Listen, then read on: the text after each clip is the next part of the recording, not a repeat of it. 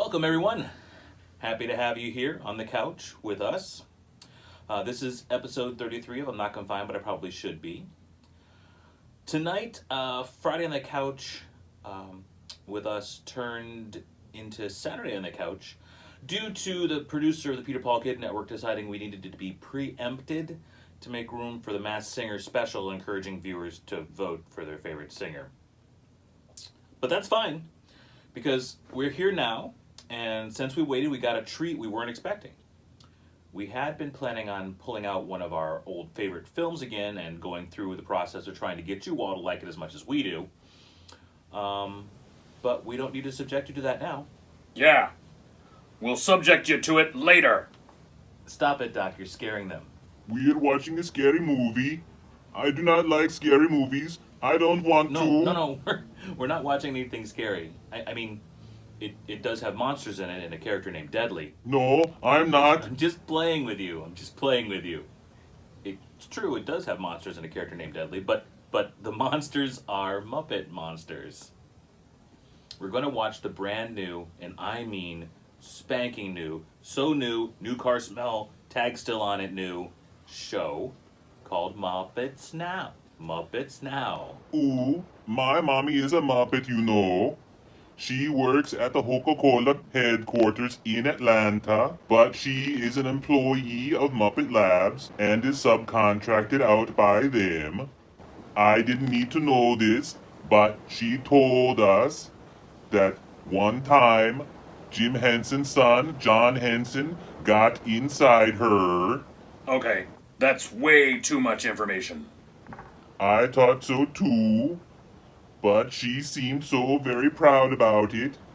She tells the story every year when the children come home for National Dagen. Okay, anyway, we're watching Muppets Now. And Muppets Now is much shorter than the normal movies that we usually watch. So we're going to pair it with another Muppet adjacent title. And that is the Not So Late Show with Elmo, which is on the HBO Max streaming service. So, it's that time. Oh, here we go. Hey, look, you're back. Hi. Well, that was pretty awesome. Not much else to say other than that. Full disclosure, I am a very big Muppets fan, always have been, but that doesn't mean I can't tell a good project from a less good project. Like, Muppets Christmas Carol is probably the best version of the Christmas Carol available to watch on film. But Muppets from Space and Muppet Treasure Island are barely worth the 99-cent bin at Walmart. And that's even with Tim Curry as Long John Silver. But I digress. The Muppets had gone a bit off the rails for a while. And for some of it, I was right on board. I liked where the company was going under Brian Henson, when he wanted to age up the Muppets and provide those of us who grew up with them a kind of more adult version of the Muppets to kind of keep up with where we were. The interviews he did as Kermit on Letterman and Arsenio Hall and the appearances on Saturday Night Live were edgy without being crude, and they were fun without being juvenile. Actually, yes, that's true. Ozzy was around. Miss Piggy actually sung with Ozzy. Miss Piggy does. Yeah, it's very interesting. Ozzy has a way with barnyard animals. Yeah, I don't know. That's true. Yeah. And I thought they had a winning plan with that. Then they came out with Muppets Tonight, and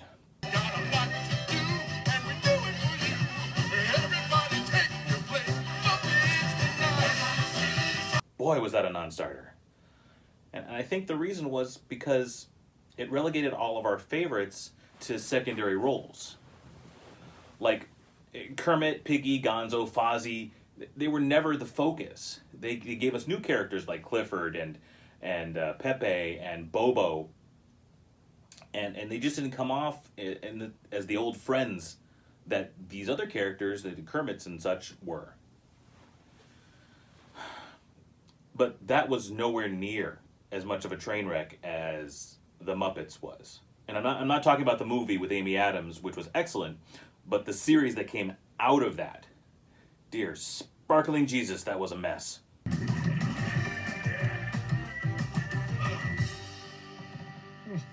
Time Time to get things started. I mean, like train wreck on top of a train wreck on top of a children's hospital. It was bad.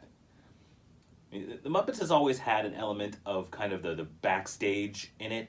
I mean, the idea that they were putting on a show and you got to see it like a fly on the wall from the backstage wings it was great. But the idea for the Muppets was that we were watching them create watching them create Piggy's television show, her like daytime talk show, and they did it in such a fashion as it was a reality show, interviewing all the Muppets backstage and having them have confessionals. And I'm in the movie business. Really, I did not know that. What exactly do you do? I'm an actor. Huh. Then act like you're interested in a tour that somebody's taking time away from his day to give you. it was a bridge too far. I mean, it was, they gave them all neuroses and relationship problems, and I really want to make a good impression on Becky's parents. She's the first girl I dated in a long time. it was more than, or better to say, it was less than funny. That understated single camera style of filming already is dry and kind of empty and takes a certain kind of person to watch it. But when you put it in such a manner with these type of characters, it just doesn't work. So that was a big fat fail. But now this show's come along, and we were back to the beginning, back to the old core concepts of the original Muppet Show. But instead of a stage show with Kermit as the host and producer and Scooter as stage manager and Fozzie and Piggy and Gonzo as, the stars. Can you believe that? Well, it's rough out there. It's a very strange audience. I'm sorry about that. Now we have them putting together like a streaming channel, like a YouTube channel that they all contribute their segments to. So you have Kermit as the host and the producer, and Scooter as the web designer and IT guy, with, of course, Fozzie and Piggy and all the rest of the gang is the members of the cast who put together the segments. Oh, well, here's the thing, boss. We need to upload Muppets Now. Now? Now. Wow. Yeah, I know we want to keep making it better, but our due date is today, so I'm just going to drag everything over to... So there's segments like Piggy has a segment, and it's called Lifestyle. She wanted it to be called Lifestyle, but apparently something got mixed up in the graphic, so it's Lifestyle, and that tends to work in my point of view because, pigsty, lifestyle. And of course, in that segment, she's doing exactly what you would expect in a lifestyles vlog. She's talking about fashion and makeup and mostly really herself because, that's what most of those vlogs are anyway, and that's what Piggy is. She's always all about herself. I mean, favorite feature of mine! Of course. It would be your... Careful! Everything? Correct! Thank you! And then there's another segment that is a cooking show, which, again, another staple of the online channel. And that one features the Swedish chef, and that's called... you're Scandinavian, Teddy. Why don't you say it? It's okie cooking. Thank you. And though this isn't as funny a segment as some of the other bits, it's still nice to see Chef, and it fits perfectly in with the way the show uses normal vlog and YouTube style shows to compose itself. There are 4 segments in total in this episode. The 2 I mentioned, and Muppet Masters, which is like the those ads you see on YouTube for like having a master's class with Tom Morello or with Steven Spielberg or Tom Savini or any of these experts in their supposedly experts in their field, where you can buy an access to this class, and master's class. I'm Gordon Ramsay, and this is my masterclass. Well, the Muppet Masters is like a takeoff on that, where they have a Muppet who's supposed to be an expert at something, and they take him and show you around what they're doing and have them teach you how to do it. And then there's an interview segment where Kermit interviews RuPaul. And that final segment probably works the least for me, and that's mostly because of RuPaul, who seemed to be putting on a character. He was being overly pleasant the way he spoke to the Muppets. It was like he was talking to the Muppets on Sesame Street and not talking to the Muppets on this show. You know the way that people, adults mostly, talk to kids on kids shows? In like the, oh yeah? You had a really bad dream? Oh wow, that's interesting. That kind of talking down to them while also patronizing them. And it sounds that way. It doesn't sound like, I guess it doesn't sound like the way to the kids, because they keep doing it. And that works on Elmo's show, which we'll get into in a minute. But here it's weird, since Kermit's asking grown-up questions and RuPaul's talking to him like he's an 8-year-old doing a project for his 3rd grade teacher. When you love something, Kermit, you find the time. That's very... Still good. I mean, the show overall is still good. There's just that kind of was weird. There is one other thing that does kind of put me off on this show, and that's the voices. Nearly all of the Muppet performers have been replaced. It's just time and tragedy, and Frank Oz is gone, and obviously Jim Henson is gone, and there have been others who've taken their places over the years. Those others who've taken their places have often very, very, very deftly emulated the original voices, but they're not the same. And nothing that is not more egregiously demonstrated than Kermit's new voice. A couple years back, the actor who played Kermit was disemployed, bid luck on his future endeavors, in negative contract dispute. Shit canned. He was fired by Disney. He had been the official voice of Kermit for years. I mean, ever since Jim Henson himself had died. He and Brian Henson had actually split the role for some time for doing different projects here and there. And they both of them did a really good job of emulating Jim Henson's own voice, who, if you've ever heard him talk in backstage interviews or whatever, his voice was pretty much Kermit's voice. It's very weird. It's like, wow, he actually sounds like that? That's crazy. But the new guy, his name's Matt Vogel, he's been a Muppet performer for going on 20 years at this point. And he's the voice of Deadly and Sweetums. He's Floyd, he's Carmela the Chicken, scores of others.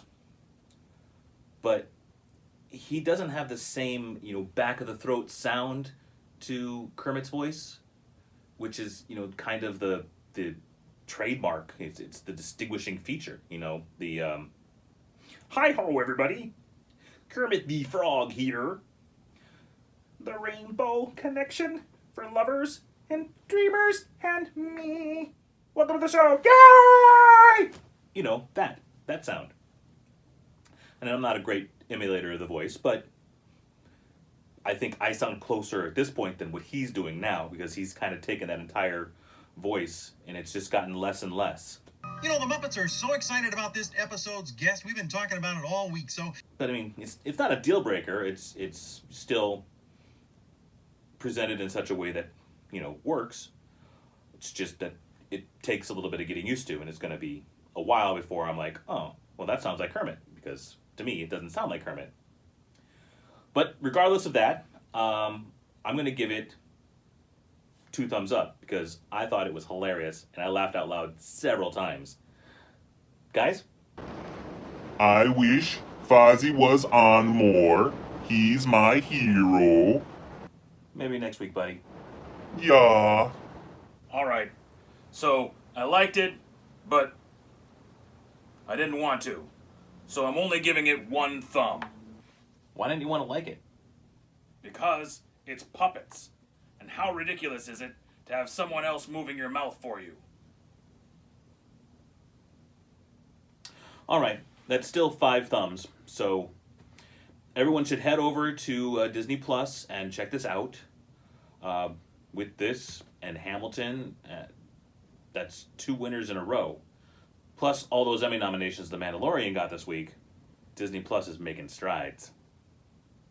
Okay, so let's jump over to HBO Max and talk about the Not Too Late Show with Elmo. Mind you, I am far too old to have watched Elmo on Sesame Street.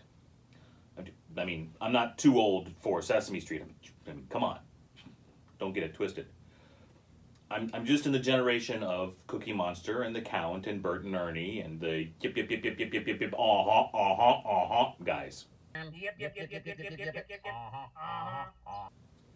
So Elmo is not that familiar to me. I have seen him, and I have on occasion peeped in on an episode of Sesame Street now that it's on HBO in the mornings. It's often when I'm going to bed, so I just can turn it on and check out a couple minutes here and there. I think my initial impression is that he's a very sweet character and such a positive outlook of kindness and inclusivity.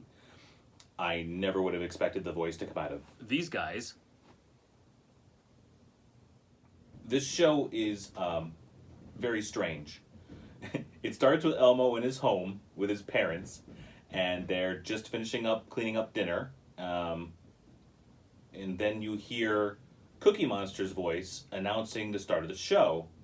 And Elmo, he asks his mom to be excused, and can I be excused and go to my talk show, Mommy? And his mother tells him he can go, and just to be quick because it's almost time for him to start his bedtime routine. Oh, can Elmo be excused to do his talk show, please? Oh, of course, honey, but just remember it's almost time for your bedtime routine. Okay. And then Elmo goes off through a curtain and walks onto the set of his talk show. And it's nearly a carbon copy of a standard late-night talk show. There is a band, Mama Bear and the Monsters. Mama Bear and the Monsters! A live audience of Muppets and humans. Elmo does a monologue. Cookie Monster is co-host and announcer, a la Ed McMahon from the old Tonight Show. And then there's a guest interview and a performance. Essentially, it's what you'd expect to get if the Jimmy Fallon Show was hosted by a not quite 4-year-old. And incidentally, that's the first guest that he had on the first show, was Jimmy Fallon. The interviews, they aren't in depth. I mean, it's questions like, how high can you count? And can you make a noise a dog makes? The show is very obviously a companion piece to Sesame Street. During one moment, there was a segment where a snail came across the desk and brought a letter to Elmo. Snail mail, get it? And Elmo identified the letter as a letter from a fan, and then he turned the paper around, and it was the letter D. Get it? Letter from a fan, the letter D. Yeah. Casey Musgraves was the musical guest on this particular episode, and she sang a lovely version of Rubber Ducky. Rubber Ducky, you're the one. You make bath time lots of fun. I also watched an episode with Sarah Bareilles where she sang another really great, unique rendition of Twinkle Twinkle Little Star. Twinkle, twinkle, little star, how I wonder what you are. I put my head on the pillow at night, I look up, my head on the pillow at night, I look up, and you help me sleep easy. The musical guests go on during the show when Elmo's parents come in and tell him that he has to brush his teeth. So he just puts the musical guest on. I'm going to go brush my teeth. Here's some musical guest, which is kind of fun. The show is just sweetness and love. which is how Elmo signs off every episode, with a very sincere, Elmo loves you. So I have to say the innocence is infectious. I'm not the target audience, but I can appreciate the idea. When I was a kid, I remember always wanting to stay up and watch the late shows with my parents. But of course, my bedtime was hours earlier, so it's a nice idea that this is there to fulfill that wish and desire for children in today's generation, that they can have their own late show to watch. For what this is, it's good. It's 15 minutes and it's not too taxing to watch. We're not going to rate it in thumbs because it's not our target. It wouldn't be fair for us to try and put this up next to something, like a full movie, or even the Muppets Now, which is definitely targeted at us. And we decided, though, as a group, when we talked about it after we watched it, that we were going to give it 10 witty bitty baby toes. Aww. If you got kids, and you could definitely do worse than to plop them down in front of the TV to watch this. Okay, well that's what we got from this episode from the couch. And as we close out this not Friday episode, I feel very optimistic. And I'm going to end the way Elmo does. Good night, everybody. Fox loves you. Teddy loves you. No, I'm not gonna say it. No.